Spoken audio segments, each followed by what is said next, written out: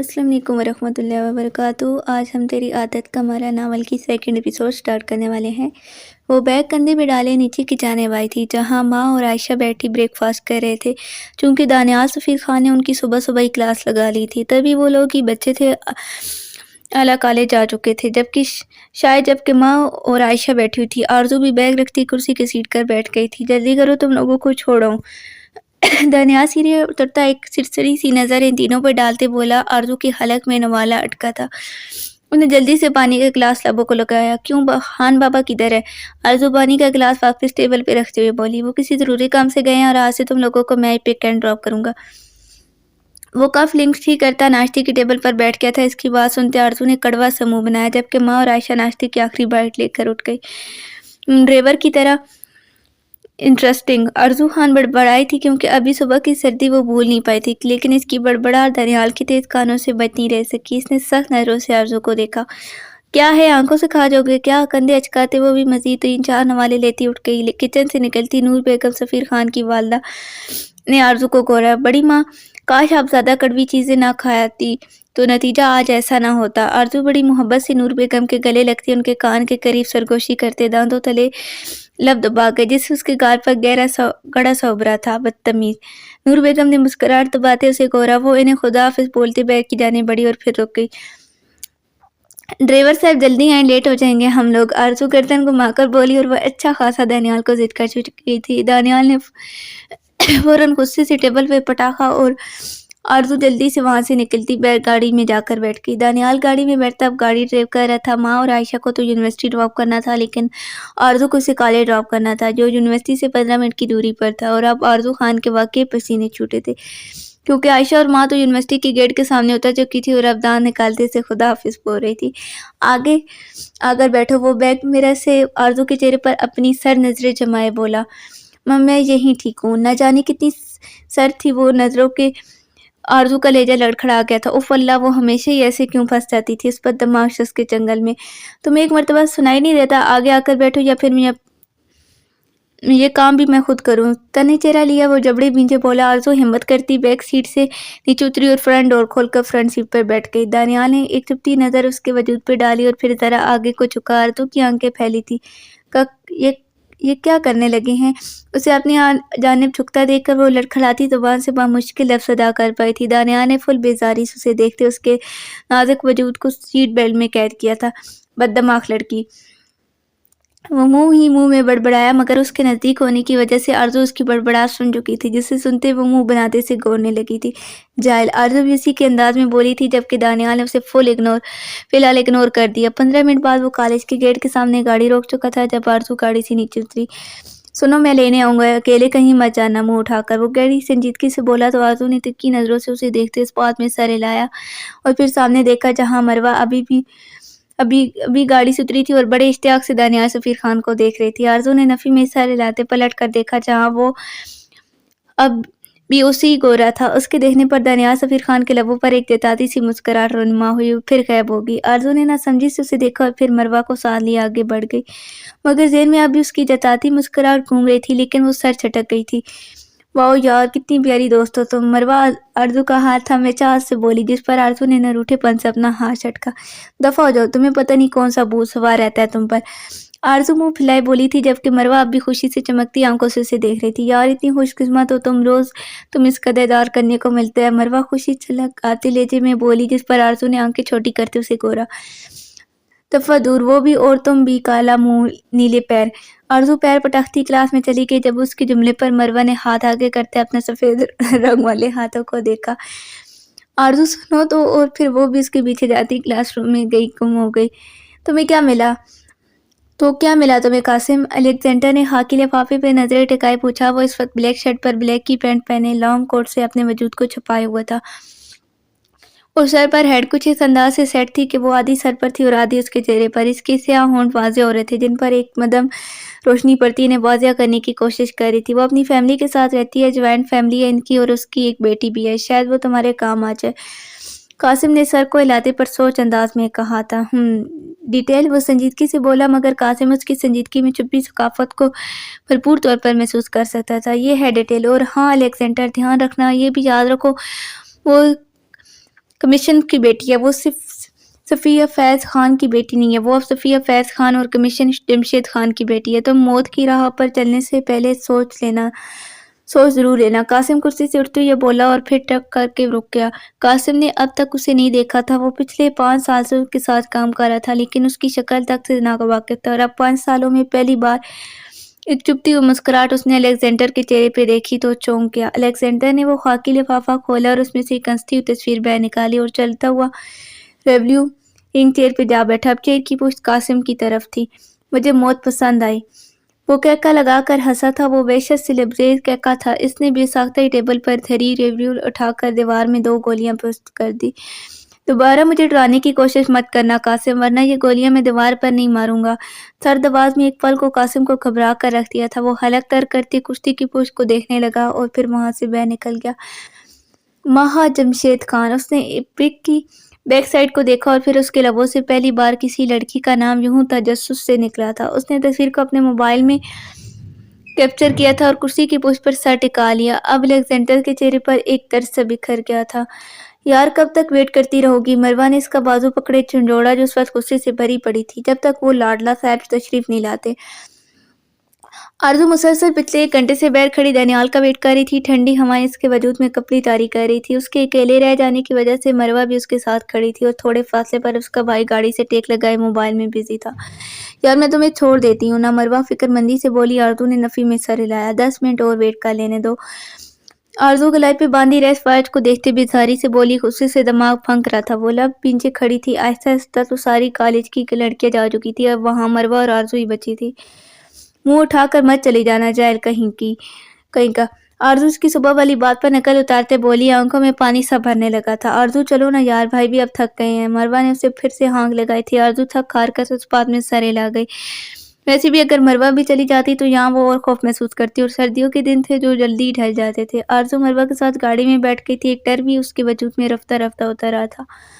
अगर उसके जाने के बाद दानियाल आकर उसे ना पाकर न जाने वो क्या करम बचाएगा। फिर आरज़ू अपनी सोचों को झटकती अब बैठ देखने लगी। आयशा गुड़िया कोई मसला तो नहीं हुआ? दानियाल हजालत में घर में दाखिल होता है पहली फुर्सत में हाल में बैठी अपनी छोटी बहन को देखते मसरूफ से अंदाज में बोला। नहीं भाई, हम कैब लेकर आ गए थे। आयशा ने मुस्कुराकर जवाब दिया था। 2 घंटे पहले जब आयशा ने दानियाल को कॉल की थी इन्हें पिक कर ले, तब दानियाल ने बता दिया था कि वो एक कैब मीटिंग में फंस गया, इसलिए वो कैब लेकर घर चली जाए और वहां से ड्राइवर को आरज़ू को लेने भी भेज दे। आरज़ू कहाँ है? दोनों को वहां बैठे देखी दानियाल को कुछ याद आया तभी पूछ बैठा। आरज़ू अभी तक नहीं आई क्या? माँ, आरज़ू कहाँ है? आयशा ने इधर उधर देखते फिर साथ बैठी वहां को टोक दिया था जो मोबाइल में गुम थी। एकदम सर उठाकर देखा। मुझे क्या पता, मैंने तो तुमसे कहा था ड्राइवर को बोल दो, माँ ने धीमी लहजे में कहा। उसकी बात सुनते दानियाल ने लब भिंजे उन दोनों को घूरा। What the hell is this? कहाँ ध्यान रहता है तुम दोनों का? डैम इट, वो एक ज़रूरी फाइल लेने आया था और अब आरज़ू खान के घर में नामौजूदगी ने उसका ध्यान बुरी तरह खींच लिया था। दोपहर का वक्त था, सो घर की खवातीन आराम कर रही थी और मर्द अपने अपने काम पर थे। वो तेजी से बाहर निकला था। आयशा और माँ को भी अब फिक्र लायक हुई थी। पता नहीं कहाँ होगी पागल लड़की। वो बड़बड़ाता हुआ बैर की जानिब लिपका क्योंकि उसकी गाड़ी बैर थी। अभी वो फ्रंट और खोले ड्राइविंग सीट पर बैठने वाला था जब एक काली मस्जिद कुछ फासले पर रुकी। दानियाल ने लोग छलकती नजरों से उसमें से एक आरज़ू को बाहर निकलते देखा था। वो सख्ती से गाड़ी का डोर बंद कर गया था। आरज़ू को आगे की जानिब बढ़ रही थी। सामने दानियाल को सुर्ख चेहरा लिए खड़ा देखकर आरज़ू लब भिंजे उसके पास से गुजर गई। जब दानियाल खान आंधी तूफान बना उसके पीछे लपका, उसकी नजरें फ्रंट सीट पर बैठे उस लड़के पर टिकी थी। किसके साथ आई हो तुम? वो झटके से उसके कमरे में दाखिल होते बोला, जहां अभी आरज़ू ने बैग रखा ही था और अब वो वैसी ही खड़ी थी। आपको तमीज़ नहीं है? किसी के कमरे में बगैर नॉक किए नहीं जाते और ख़ास कर एक लड़की के।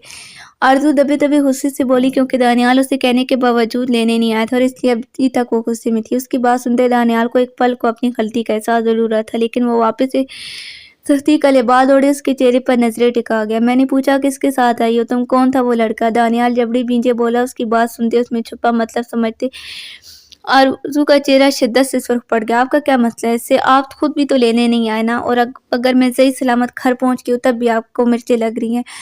आरज़ू चुपती नजरों से उसे देखते पलट गई। मैंने कुछ बकवास की आरज़ू? शहीर खान किसके साथ आई हो तुम? वो गुस्से से मुठियां भींजे धाड़ा था। उसकी धाड़ सुनते एक पल को आरज़ू सहम गई थी। आप अपनी हद पार कर रहे हैं दानियाल सफ़ीर खान, आपको कोई हक नहीं है मेरे पर्सनल मैटर में बोलने का। आरज़ू पलट कर उसी अंदाज में बोली دانیال کی رگیں بری طرح سے گلنے لگی، گلے پر واضح ہوتی نسیں پھول رہی تھی۔ آرزو شادی سے بتا دیتی وہ اپنی دوست کے ساتھ آئی ہے، لیکن دانیال کا یوں سے اس انداز میں پوچھنا آرزو کو سلگا گیا تھا۔ اوپر سے وہ کس طرح رعب جما رہا تھا اسے پر بجائے اپنی غلطی ماننے کے۔ اور تمہیں بھی کوئی حق نہیں آرزو خان یوں کسی کی بھی گاڑی میں منہ اٹھا کر بیٹھ کر گھر آنے کا۔ دوسرا وہ سرد سرخ ہوتی آنکھوں اس کی ہیزل آنکھوں میں گاڑے بولا۔ آرزو نے لب بھینچ لیے، نہ چاہتے ہوئے بھی آنسو ٹوٹ کر اس کی آنکھ سے بہہ گئے۔ Shut up Daniyal, just shut up, میں آپ کی ہر بات سہتی آئی ہوں، لیکن خبردار اگر آپ نے میرے کریکٹر پر انگلی اٹھائی میں ہاتھ کاٹ دوں گی آپ کے۔ دانیال سفیر اپنی آنکھیں چیک کروائیں، آپ بالکل نہیں، اپنے دماغ کا علاج کرائیں۔ آپ جس نے صرف فرنٹ سیٹ پہ بیٹھے لڑکے کو دیکھا تھا، بیک سیٹ پہ بیٹھی اس کی بہن کو نہیں۔ آنکھوں میں سرخی لیے وہ انگلی اٹھا کر بولی، اس کے لہجے میں ایک طوفان کی سی توانائی تھی۔ دانیال مٹھیاں بھیجے کہ اب ماتھے پر 3 بل نمودار ہوئے تھے۔ غصے میں اس نے بیک سیٹ پر دیکھا ہی نہیں تھا۔ چاہے تمہیں میرے انتظار میں کتنا ہی وقت کیوں نہ گزارنا پڑے، دوبارہ کسی کی گاڑی میں بیٹھ کر مت آنا آرزو خان، ورنہ پھر میں وہ کروں گا جو تم ہرگز پسند نہیں کرو گی، وہ وحشت زدہ لہجے میں بولا اور وہاں سے نکل گیا۔ غلطی تو دانیال سفیر خان کی تھی، مگر وہ دانیال سفیر خان ہی کون جو اپنی غلطی مان کر معافی مانگ لے۔ دوسرے کے آگے جھکنا اس کے مغرور ارادے کو کہاں گوارا تھا۔ آیا بڑا گاڑی میں مت بیٹھنا، پتہ نہیں خود کو کیا سمجھتا ہے چیل کہیں کا۔ آرزو نے نم آنکھیں صاف کی اور کپڑے لیتی واش روم میں گھس گئی۔ ایک تو خود ہی نہیں آیا تھا پک کرنے، اوپر سے روب کیسے جھاڑ رہا ہے۔ میں نے بہت سوچ سمجھ کر ایک فیصلہ لیا، جیسے کہ سب بڑوں کو پتہ ہے اس بارے میں، لیکن چھوٹوں کو بھی بتاتے چلے جائیں کہ معراج اور عائشہ کا نکاح بچپن میں ہو چکا تھا، اس لیے اب ہم سب باقاعدہ ان کی شادی کی ڈیٹ فکس کرنے والے ہیں۔ آغا جی نے سب کو دیکھتے خوشی سے کہا۔ وہاں اس وقت ہر کوئی موجود تھا سوائے دانیال کے۔ ماں نے اپنے بھائی کے چہرے پہ پھیلتی انجانی سے خوشی کو دیکھتے لب دبائے تھے، جو سر جھکائے بیٹھا تھا، جبکہ عائشہ کا دل کیا وہاں سے کہیں غائب ہو جائے۔ اس لیے 2 ہفتے بعد ہی عائشہ اور معراج کی شادی کرنے کا فیصلہ لیا ہے۔ ویسے بھی شادی کے بعد عائشہ نے ادھر ہی رہنا ہے، اور ٹھیک 2 ہفتے بعد میں ایک اور فیصلہ سناؤں گا جسے ہر قیمت پر سب کو ماننا ہوگا۔ آغا جی اپنے بیٹوں کو دیکھتے بولے تھے۔ سب لوگوں نے خوشی سے اس بات میں سر ہلایا۔ صفیہ بیگم، مہا، علی اور معراج کی والدہ نے اٹھ کر عائشہ کے سر پر پیار دیا تھا، جبکہ معراج خان چور نظروں سے اس کے سرخ ہوتے چہرے کو دیکھ رہا تھا۔ چلو پھر تیاریوں میں لگ جاتے ہیں، کام بہت ہے اور وقت کم۔ نور بیگم بھی خوش ہوتے بولی، جس پر سب لوگ ہی وہاں سے اٹھ کر آغا جی اپنے کمرے میں چلے گئے، جبکہ باقی سب عائشہ اور معراج کو دیکھتے ہوئے ان کے پاس سے گزر رہے تھے۔ عائشہ کو اپنا چہرہ تھکتا محسوس ہو رہا تھا۔ معراج بڑی پرشوق نظروں سے اسے دیکھ رہا تھا۔ عائشہ سنیں، میری شرٹ پریس کروا دیں، کل میری بہت امپورٹنٹ میٹنگ ہے۔ عائشہ کو آرزو کے ساتھ جاتے دیکھ کر وہ پیچھے سے بولا۔ عائشہ کا دل ہتھیلیوں میں دھڑکا تھا، جبکہ آرزو لب دبا گئی۔ جائیں عائشہ جی، شرٹ پریس کریں۔ آرزو لب دباتے وہاں سے باہر نکل گئی، جبکہ عائشہ گھبراتی ہوئی آگے بڑھ گئی۔ قدم اس کے کمرے کی طرف تھے اور معراج کے قدم اس کے قدموں کی پیروی کر رہے تھے۔ وہ ہاتھ پیچھے باندھے اس کے قدموں پہ قدم رکھتے چل رہا تھا۔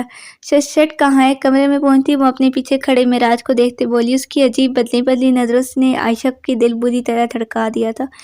الماری میں ہی ہوگی، وہ لب دبا کر بولا، کیونکہ عائشہ تب تک سکون میں تھی جب تک ان کی شادی کا ذکر نہیں ہوا تھا، لیکن اب تو وہ بار بار اس کے سامنے آنے والی تھی۔ نکال دے، میں پریس کر دیتی ہوں۔ عائشہ نظریں جھکائے بولی۔ اس کی بات سنتے وہ بھاری قدم اٹھاتا اس کے قریب آنے لگا۔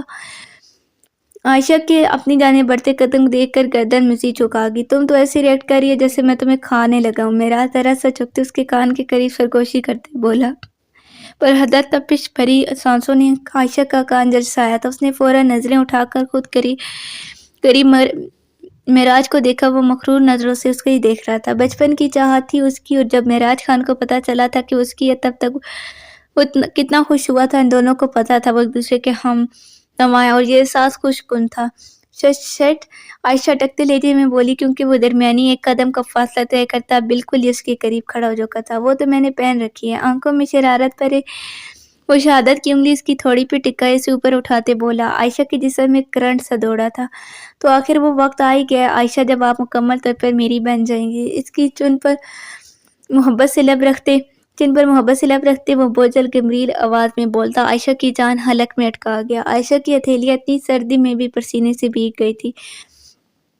بس 2 ہفتے اور آپ مکمل میری دستین میں ہوں گی۔ چہرہ اس کے چہرے کے قریب کرتے وہ خمار آلود آواز میں بول کر اس کے ہونٹ عائشہ کے لبوں سے مس ہوتے اس کی دھڑکنیں منتشر کر گئے تھے۔ معراج، وہ گھبرا کر اس سے 2 قدم دور تھی۔ وہ آنکھوں میں شوق کا جہاں آباد کیے اس کے چہرے پہ پھیلتے رنگوں کو دیکھ رہا تھا۔ پھر ایک دلکش مسکراہٹ معراج خان کے لبوں پہ پھیل گئی. جب آپ میری دستگیر میں ہوں گی تو یہ ہرگز برداشت نہیں کروں گا. میں اپنے لفظوں پہ دباؤ دیتا بولا. عائشہ نے سر اٹھا کر اسے دیکھا جہاں جذبوں کی آنچ اس کی آنکھوں میں چمک رہی تھی. جائیں اب کہ میں شرٹ اتار کر دوں پریس کرنے کو. وہ لب دبا کر بولا. چہرے پر صاف شرارت واضح تھی. عائشہ فوراً وہاں سے نکلی تھی. پیچھے وہ شراری سے بالوں میں ہاتھ پھیر گیا. جبکہ عائشہ اپنے کمرے میں جاتی منتشر ہوتی دھڑکنوں کو سنبھالنے لگی تھی. اس کی آنکھوں میں جو جذبے چھپے تھے وہ عائشہ کو اپنے سیر میں قید کر رہے تھے. اس کا دل بغاوت کرتا اس کے سیر میں قید ہونے لگا تھا. گلال اب بھی چہرے پہ بکھرا ہوا تھا. اب ذرا بتانا پسند کرو کہ کلاس بنک کرنے کی وجہ. آرزو نے مروہ کو گھورتے پوچھا جو کب سے اس کی بول رہی تھی ایک بات بتانی ہے اور اب کلاس بھی مس کروا دی. یار بیٹھ تو جاؤ سانس تو لے لوں. مروہ کانچ پہ بیٹھتے بولی. آرزو نے بیزاری سے اسے دیکھا. ہاں جی اب بتا دے باجی حکیمہ. اس کے آگے ہاتھ جوڑتے آوازیں چوتے بولی کیونکہ پرسوں بہت ہی اہم ٹیسٹ تھا اور آرزو خان تو ویسے بھی پڑھائی سے بچتی تھی. یار کل کیا ہے تمہیں یاد نہیں ہے کیا؟ مروہ نے اس کی ہیزل آنکھوں میں جھانکتے کچھ آغاز کرنا چاہا جس پر آرزو نے سوچنے والے انداز میں سے دیکھا. مروہ نے برا سا منہ بنا تو اسے کوہرا. بدتمیز تمہیں واقعہ یاد نہیں ہے؟ مروہ نے ہاتھ میں پکڑی کتاب آرزو خان کے کندھے پہ مارتے دہی دی جس پر آرزو کڑا کر رہے کہ ہاں جی کل تم نے کمی دنیا میں تشریف لائی تھی. اس کے آگے سر جھکائے وہ ہاتھ جوڑتے بولی. اس کی بات پر مروہ نے ایکسائٹڈ سی مسکراہٹ لبوں پہ کھینچتے اسے دیکھا. ہاں جی کل بدولت کی برتھ ڈے اور ساتھ ہی میری انگیجمنٹ بھی ہے. مروہ شرماتے ہوئے بولی. آرزو جھٹ سے اس کے گلے لگی تھی. ساتھ ہی تم کبھی رسید کر دیا. بدتمیز پہلے نہیں بتا سکتی تھی؟ آرزو ناک چڑھاتے بولی تو مروہ کندھے اچکا گئی. تم نے ضرور آنا ہے. 8 بجے فنکشن ہے. مروہ نے انگلی دکھاتے کہا جس پر آرزو کی ساری خوشیاں دانیال سفیر کو یاد کرتے جھاگ کی طرح ماندہ بیٹھ گئی. یار باقی کو تو سب کو کسی طرح منا لوں گی لیکن وہ کھڑوس انسان وہ ہرگز نہیں آنے دے گا. آرزو نے رویا تھا کہ اس کی بات سنتے مروہ کا منہ لٹک گیا. تم بس کسی طرح آ جانا آرزو ورنہ پھر مجھے مت بلانا. میرے لیے اتنا امپورٹنٹ مومنٹ ہوگا اور میری بیسٹ فرینڈ نہ ہوئی تو پھر. مروہ اٹھتے ہوئے بولی. آرزو نے منہ بگاڑا تھا کہ وہ کیا کرتی دانیال خان جو اس پر بلا وجہ پابندیاں لگاتا تھا. لیکن اس بار آرزو نے بھی اٹل انداز میں فیصلہ کیا تھا وہ لازمی مروہ کی پارٹی میں جائے گی ورنہ اس کی دوست اس سے ناراض ہو جاتی. گھر پہنچتے آرزو نے فوراً کپڑے چینج کیے تھے. شکر تھا کہ خان بابا انہیں لینے آئے تھے. اس وجہ سے وہ سارے راستے سوچتی رہی تھی کہ وہ کیسے کب بات کرے مروہ کی پارٹی میں اجازت مانگنے کے لیے. اس نے وہاں سے بھی ڈسکس کیا تھا جس پر اس نے صاف دانیال کا ڈراوا دیا جس پر آرزو کا حلق کڑوا ہوا. کیا کر رہی ہو آپ لیزے آپی؟ وہ کپڑے چینج کرتے کچن میں آئی. لیزے نے چونک کر اسے دیکھا. میں تمہارا بھوت تو نہیں دیکھ رہی؟ لیزے آنکھیں چھوٹی کیے بولی. کیا مطلب آپ کا لیزے بھابی؟ آرزو منہ پھلائے بولی. پھر کافی مشین کی جانب بڑھ کے لیزے حیرت اسے دیکھ رہی تھی. میں ابھی سب کو بتاتی ہوں. آرزو کی طبیعت خراب ہو گئی. آرزو خان کچن میں پائی گئی ہے. لیزے کی 4 سالہ بیٹی کی دودھ کی فیڈر ہاتھ میں پکڑے لب دباتے وہاں سے نکلی تھی. پیچھے آرزو نے فل بیزاری سے ان کی پشت کو گھیرا. میں سفیان بھائی کو بتاؤں گی. بھابی آپ بہت چالاک ہوتی جا رہی ہیں. آرزو نے پیچھے سے آنکھ لگائی اور کافی نکالتے اور کافی کے ساتھ ایکسائٹمنٹ کرنے لگی تھی. بڑی مشکل سے اس نے کافی بنائی اور اسے کپ میں ڈالتے اس کی خوشبو اپنے اندر اتارتی. آرزو کا دل متلا اٹھا تھا. خرامہ چلتے وہ اوپر 3rd فلور کے فرسٹ روم میں گئی. دروازہ ہلکی سے ناک کیا اور اجازت ملنے پر اندر داخل ہو گئی. دانیال نے نظر اٹھا کر اسے دیکھا. آرزو خان سر پہ دوپٹہ اوڑھے نظریں چکائے کھڑی تھی. دانیال نے اچپن سے پھر سے دیکھا جیسے کچھ غلط دیکھ لیا ہو. کیا ہے؟ آرزو کو کچھ بھی نہ بولتے دیکھ کر وہ آئیبرو اچکا کر بولا. لیپ ٹاپ گود سے اٹھا کر ٹیبل پہ دھرتے بیڈ سے نیچے اتر آیا تھا. وہ میں کافی لے کر آئی تھی آپ کے لیے. آرزو کپ کے بعد دوسری نظر دانیال کے ہکا بکا چہرے پہ ڈالتی ہلکی مسکراہٹ کے ساتھ بولی. کافی اور تمہیں بنانی بھی آتی ہے یا پھر اس میں بھی تمہاری کوئی خرافات چھپی ہے؟ دانیال نے ماتھے پہ تیواری چڑھائے پوچھا. اس کی بات پر آرزو نے دانت کھچائے تھے لیکن ضبط کر کے آخر کو پرمیشن بھی تو لینی تھی. وہ تو میں سیکھ رہی تھی. آپ پی کر دیکھے نا کیسی ہیں. آرزو نے کپ اس کے سامنے پیش کیا جس پر دانیال نے آرزو کو بچپن سے دیکھتے کافی کا کپ اٹھائے کر لبوں سے لگایا. دوسری پل ایک شدید غصے کی لہر اس کے وجود میں سما گئی. یہ کیا حرکت تھی؟ ہاں یہ کیا بنایا تم نے؟ وہ دانت پیستے بولا. آرزو نے منہ بناتے اسے دیکھا. کافی بنائی ہے. آرزو معصومیت کا اعلیٰ ریکارڈ قائم کرتے بولی. دانیال نے کپ سائڈ ٹیبل پہ رکھتے غصے سے مٹھیاں بھینجے سامنے اس چھوٹی سی لڑکی کو کوہرا. لگتا ہے تمہیں سزا لینے کا بہت شوق ہے آرزو خان. کیا دماغ خراب ہو گیا تمہارا جو تم نے کافی میں اتنی زیادہ شوگر اتنا زیادہ نمک ڈال دیا؟ آخر تم آئی کیوں یہاں؟ دانیال کا بس نہیں چل رہا تھا آرزو خان کا وجود یہاں سے گم کر دے۔ آرزو نے منہ بناتے اسے دیکھا۔ میں تو کوشش کر رہی تھی، اس میں اتنا بھڑکنے والی کیا بات ہے؟ میں کون سا روز روز آپ کی ٹیسٹ کے مطابق کافی بناتی ہوں؟ سڑکے لی رہے۔ آرزو پیر پٹا کر بولی تھی، ایک تو کافی بنائی، اوپر سے لاڈلے صاحب کے نخرے ہی ختم نہیں ہو رہے۔ نہیں بنائی نہیں تو بنانا سیکھ لو نا۔ نو گیٹ لاس بد دماغ، بس زبان جتنی مرضی چلا لو، وہ اچھی بھلی آئے گی۔ وہ بیزاری سے اسے دیکھتے واپس لیپ ٹاپ اٹھا کر بیڈ پر بیٹھ کے پیچھے آرزو خان کے لکھتی ہوئی وہاں سے نکلی تھی، لیکن اس کے درمیان وہ اس کی پہلی بات پر غور کرنا تو بھول ہی گئی تھی۔ 5 منٹ ہی گزرے تھے جب سائڈ ٹیبل سے ٹیسٹ لیس کافی اٹھاتے وہ انجانے میں خون بننے لگا۔ لیپ ٹاپ پہ چلتی انگلیوں کی سپیڈ تیز ہو رہی تھی، اسے پتہ ہی نہیں چلا جب وہ ساری کافی ختم کر گیا تھا، جس کے بیکار ہونے کے تانے وہ ابھی آرزو خان کو سنا